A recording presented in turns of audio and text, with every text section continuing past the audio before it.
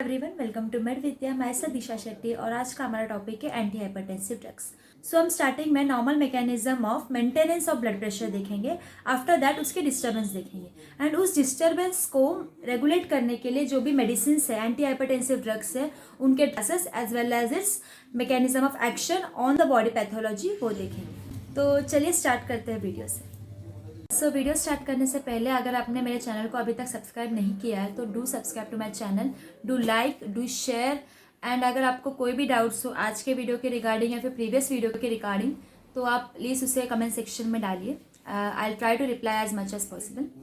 And to get update on my new videos do press that bell icon near the subscribe button. So thank you and let's start the video.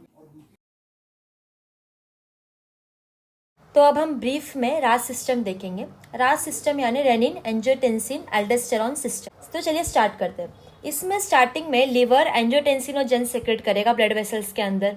ये angiotensinogen convert होगा angiotensin 1 के अंदर with the help of the renin. अभी renin कौन secrete करता है? तो kidney secret कर रहा है।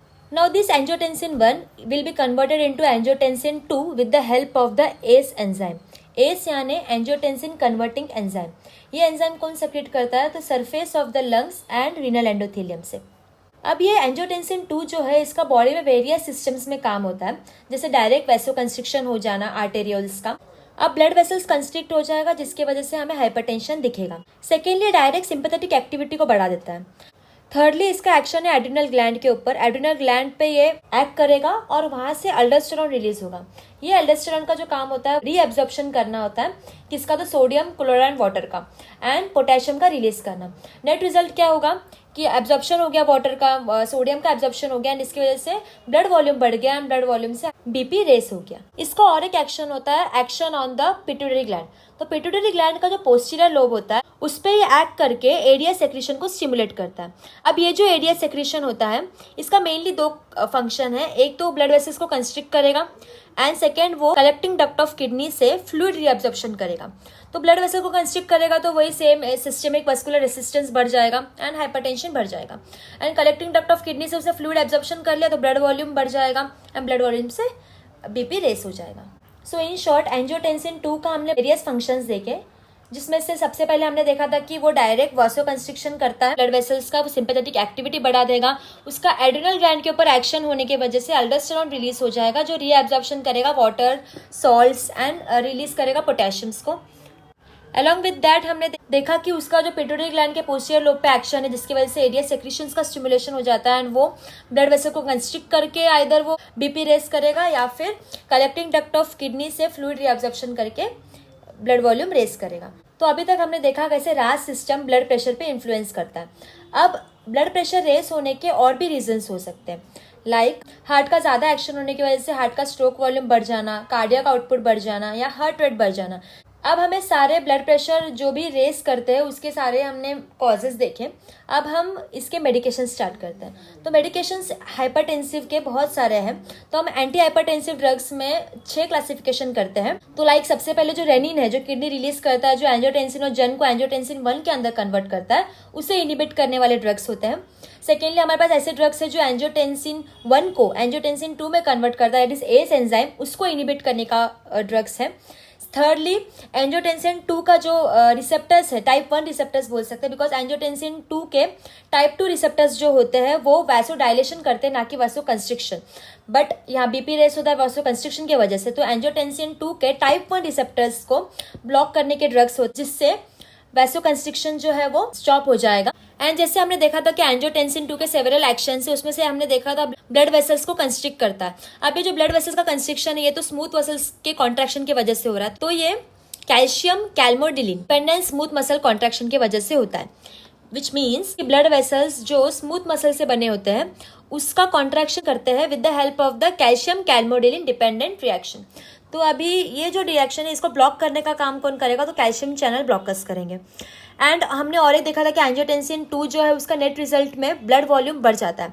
तो उस ब्लड वॉल्यूम जो बड़ा है उसे कम करने के लिए डायूरेटिक्स ड्रग्स होते हैं। So in short anti hypertensive drugs के हमने 6 क्लासिफिकेशंस देखे, लाइक रेनिन इनिबिटर्स हो गया, एसी इनिबिटर्स हो गया, एंजियोटेंसिन 2 टाइप 1 रिसेप्टर ब्लॉकर्स हो गए, कैल्शियम चैनल ब्लॉकर्स हो गए, बीटा ब्लॉकर्स हो गए एंड डायूरेटिक्स हो गए। ये बीटा ब्लॉकर जो है वो बीटा रिसेप्टर्स पे एक्ट करते हैं। ये जो बीटा रिसेप्टर्स होते हैं जो हार्ट में प्रेजेंट होते हैं, जिससे नेट रिजल्ट जो stroke volume, cardiac output, heart rate बढ़ा था वो लो हो जाता है। तो हमने सारे एंटी हाइपरटेंसिव ड्रग्स के क्लासिफिकेशंस देखे। अब हम ये जो ड्रग्स है इसमें कौन से ड्रग्स आते हैं एंड उसे कैसे हम याद रखेंगे वो देखेंगे। तो इसमें आप देख सकते हैं कि 6 टाइप्स के क्लासिफिकेशन किए हैं। इसको मेमोराइज करने का जो ट्रिक है वो AABCD, that is ABCD but A triple times है। ट्रिपल टाइम्स में फर्स्ट टाइम हमारे एसी इनिबिटर्स थे, सेकेंड हमारा ARB यानी angiotensin receptor blockers, type 1 receptor blockers, then हमारे अल्फा ब्लॉकर्स थे, बी में बीटा ब्लॉकर्स, सी से calcium channel blockers and D से डायूरेटिक्स। अब जो ड्रग्स होते हैं इनके जो सफिक्स होते हैं वो फिक्स होते हैं, लाइक अगर एस इनिबिटर्स होंगे तो वो प्रिल से होगा, ARBs हो गए तो सार्टन्स, अल्फा ब्लॉकर्स हो गए तो ओसिन्स, बीटा ब्लॉकर्स होंगे तो लॉल। ऐसे सारे ड्रग्स के जो सफिक्स है वो इस चार्ट में आप देख सकते हैं। सेकेंड हम उसके एग्जाम्पल्स है उसके नेक्स्टली, तो एग्जाम्पल्स लाइक अभी प्रिल के कौन से एग्जाम्पल्स है, तो जो मेनली जो ड्रग्स यूज होते हैं लाइक वो एग्जाम्पल्स दिए, लिसिनोप्रिल्स हो गया, या फिर सार्टन्स में हो गया तो लोसाटन हो गया, मिलॉल हो गया तो मेटोप्रोलॉल हो गया, डिपिन हो गया तो एम्लोडिपिन हो गया, आइड हो गया तो फ्यूरोसेमाइड हो गया। तो ऐसे सारे एग्जाम्पल्स जो ड्रग्स के, और भी एग्जाम्पल्स है बट यहाँ पे सिर्फ 2 मेंशन किए। नेक्स्ट है इसके mechanism of action. Mechanism of action हमने ऑलरेडी देखे हैं, लाइक एस इनिबिटर्स क्या करता है, एस को इनिबिट कर देगा, एंजियोटेंसिन कन्वर्टिंग एंजाइम को इनिबिट कर देगा, जिससे एंजियोटेंसिन 1 है वो एंजियोटेंसिन 2 में नहीं कन्वर्ट होगा एंड नेट रिजल्ट में एंजियोटेंसिन 2 रेस नहीं होगा, जिसके वजह से सारे जो भी वो एक्शंस थे एंजियोटेंसिन 2 के वो नहीं होंगे। सेकेंडली जो ARB blocker that is angiotensin 2 के टाइप 1 रिसेप्टर ब्लॉकर्स है, ये हमने ऑलरेडी डिस्कस किया था कि टाइप 1 जो है वासोकंस्ट्रिक्शन करता है, और एंजियोटेंसिन 2 के वो और भी रिसेप्टर्स है जहाँ जहाँ उसके एक्शंस है वो सारे रिसेप्टर्स को वो ब्लॉक कर देगा। थर्ड अल्फा ब्लॉकर्स, ये जो अल्फा ब्लॉकर्स है ये अल्फा रिसेप्टर्स को ब्लॉक करते हैं। यहाँ हम सेलेक्टिव अल्फा 1 रिसेप्टर ब्लॉकर्स की बात कर रहे हैं। तो अल्फा ब्लॉकर्स जो होते हैं वो 2 टाइप्स के होते हैं, alpha 1 receptor blocker and alpha 2 receptor blockers, या नॉन सिलेक्टिव अल्फा ब्लॉकर्स भी होते हैं जो डायरेक्टली दोनों alpha 1 receptor and alpha 2 receptors पे एक्ट करते हैं। बट अगर सेलेक्टिव मेडिकेशंस रहेंगे तो वो अल्फा 1 रिसेप्टर पे पर्टिकुलर ब्लॉक करने वाले ड्रग्स रहते हैं जो हम यहाँ डिस्कस करने वाले। ये जो अल्फा 1 रिसेप्टर्स होते हैं ये सारे वस्कुलर स्मूथ मसल्स पे प्रेजेंट रहेंगे, तो ये वासोकंस्ट्रिक्शन कॉज करते हैं। सो अगर इस अल्फा 1 रिसेप्टर्स को ब्लॉक कर दिया जाए तो ये वासोकंस्ट्रिक्शन नहीं करेंगे एंड वहाँ पे नेट रिजल्ट में जो भी हाइपरटेंशन कॉज हुआ था वो लो हो जाएगा। नेक्स्ट था बीटा ब्लॉकर्स। बीटा ब्लॉकर्स का हमने ऑलरेडी देखा था कि बीटा रिसेप्टर्स पे एक्ट करते हैं जो हार्ट पे रहता है। नेक्स्ट हमने देखा था कैल्शियम चैनल ब्लॉकर्स।